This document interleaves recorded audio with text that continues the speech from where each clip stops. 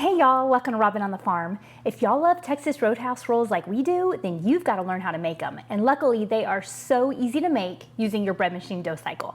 So I'm going to show you how to do it today. We're going to start out with a half a cup of hot water. You want it to be like warm bath water, about 110 degrees. Just put that right into your bread machine bread pan. Next, you're going to want 3/4 of a cup of milk. I'm using whole milk. You can use skim milk, milk alternative, whatever you want to use. Doesn't really matter. Next, we want 3 tablespoons of melted butter. Just go ahead and put that right on in there too. 3 tablespoons of melted butter. And our next ingredient is honey. This is going to make them taste fantastic. You want 1/4 cup of honey. Just go ahead and put that in there too. You're going to want like a good sweet honey, not a bitter honey. You know, different honeys have different flavors. You want this to be nice and sweet. So 1/4 cup of honey right on into your bowl. And next we want 1 egg. I went ahead and cracked it so I wouldn't have to wash my hands, but just 1 large egg right on in there. Our next ingredient is sugar. I'm going to add just 1/4 cup of sugar just because it makes them taste that much more like Texas Roadhouse rolls. But if you really don't want to add any sugar, you can get away with not adding it in this recipe. But I'm going to add 1/4 cup of white sugar. Next we want our flour. I'm going to use bread flour. You can also use all-purpose flour, but bread flour is really good in this. It'll give you some fluffier, better textured rolls. But all-purpose works fine. So I'm going to add 4 cups of bread flour right into my bread machine pan.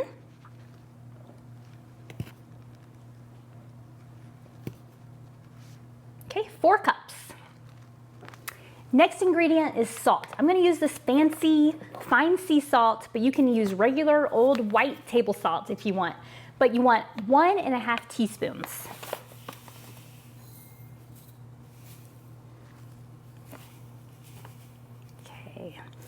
I've always taught my kids to measure out the salt over the sink or over another bowl, because if it overflows, you definitely don't want too much salt going into your ingredients. So luckily I did that. I just totally made it overflow. But you want 1½ teaspoons of salt right on in there.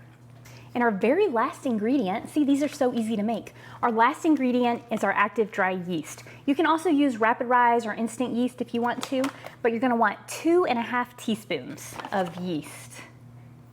Put that right on in there. You can make a little well if you want, but you really don't have to. Just throw that right on in there on top of your flour. 2½ teaspoons. And those are all of our ingredients for our Copycat Texas Roadhouse rolls. These are going to be fantastic. So now I'm just going to go ahead and throw this into my bread machine. This is my Zojirushi bread machine. It's quiet. It has the double paddles. I love everything about this thing. And I am going to use the dough cycle for this recipe. So I'm just going to choose dough. It's going to be about 1.5 hours to 1 hour and 50 minutes, just depending on what kind of bread machine you have.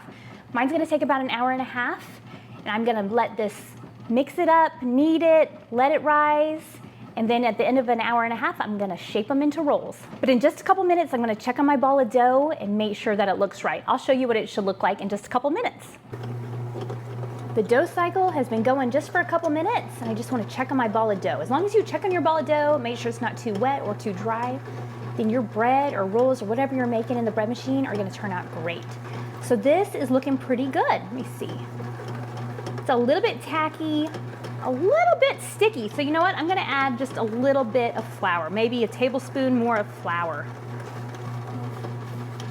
I'm going to give that a chance to mix around and incorporate really well into that dough, and it should look smoother and better in just a couple minutes. See how it's sticking to the sides a little bit? I want it to be a little less sticky than that. It's just been a couple minutes since I added that little bit of extra flour, and it's looking much better. It's looking smooth. It doesn't look like it's sticking to the sides as much. It's tacky but not sticky, so it's looking great. Now that I know that my ball of dough looks great, then I can confidently shut this door and let the dough cycle do its thing. And in 1.5 hours, it'll be time to shape our Texas Roadhouse Copycat rolls. It's been about 1.5 hours. The dough cycle has ended. Look at our beautifully risen dough.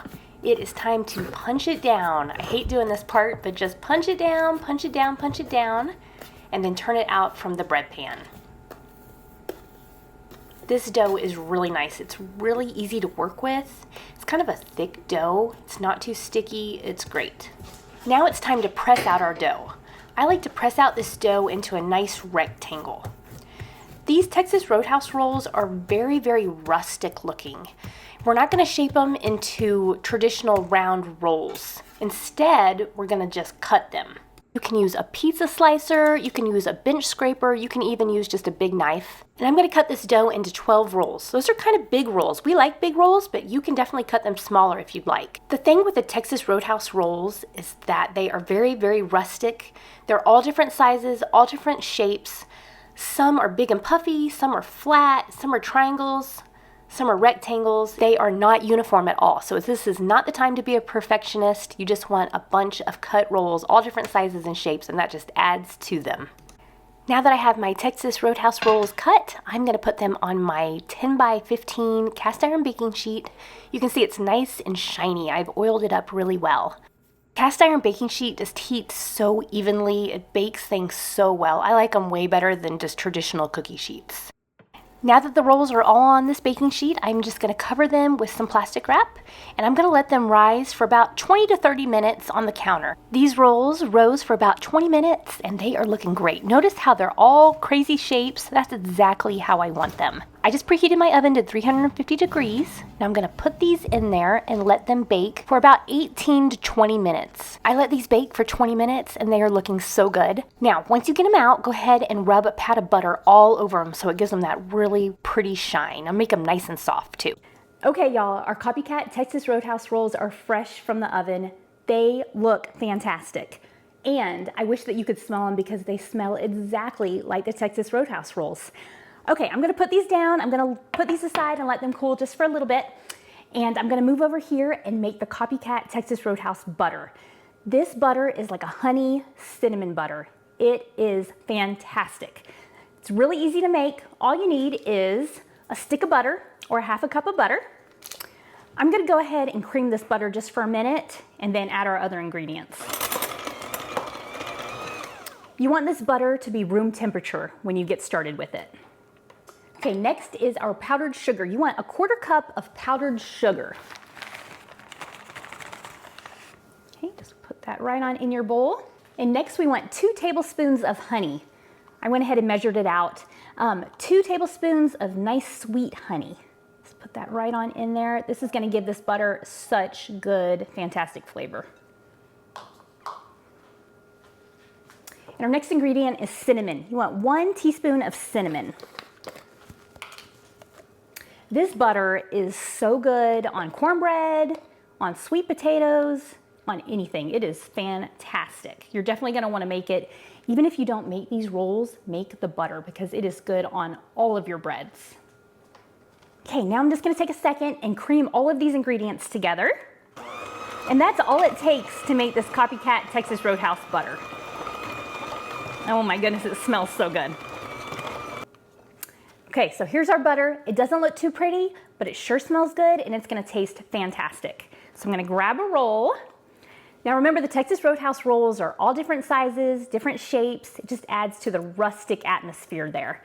So let's tear into this and take a look at this roll. Yes, these look exactly like the Texas Roadhouse rolls to me, that's for sure. Okay, I'm gonna put a little bit of this butter on here. Actually, I'm gonna put a lot of this butter on here because it's good.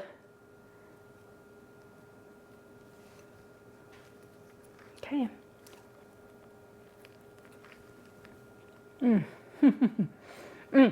Tastes exactly like them.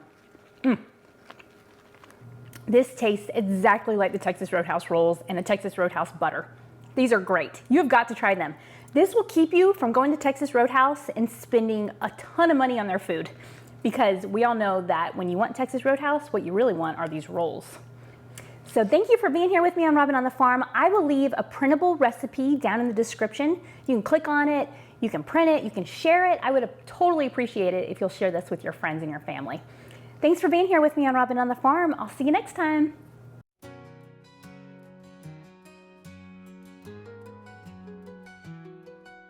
Robin's in the kitchen, dough beneath her hands, wheat from the fields and eggs from her land. Sunlight through the window, a warm golden glow. She's working hard to make that dough. With flour on her apron, loving each knead. Ground wheat fresh, sowing her seed. The smell of fresh bread rises.